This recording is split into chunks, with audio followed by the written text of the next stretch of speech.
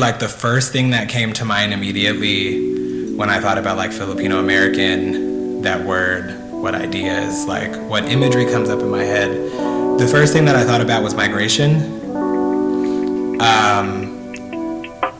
And I guess for me, like there's a lot that comes with that. Like my family was part of the second wave of Ilocanos to move here. And I think for me, like the reason why the whole idea and imagery of migration comes up is because my family has really never been back home since then.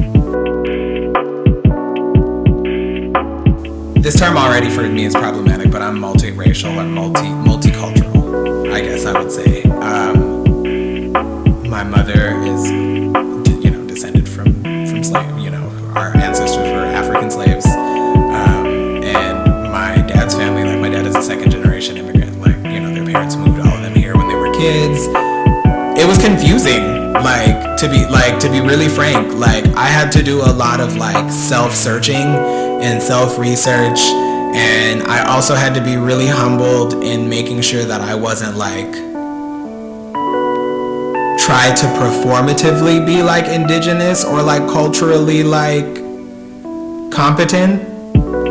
So I guess like in saying all of that, the ways in which being a Filipino-American shaped me were like many.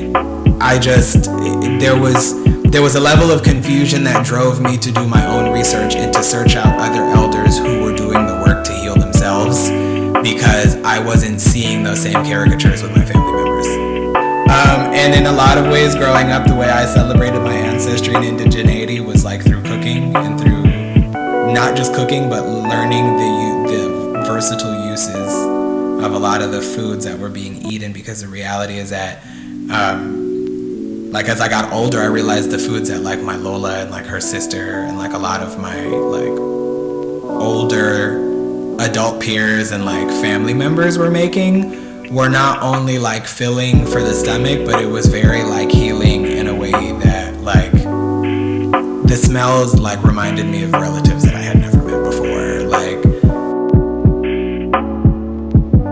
as I got older, it went from like the vigilant, wanting to fight about culture all the time, to it became more personal. Like it was simple things like burying my colonial names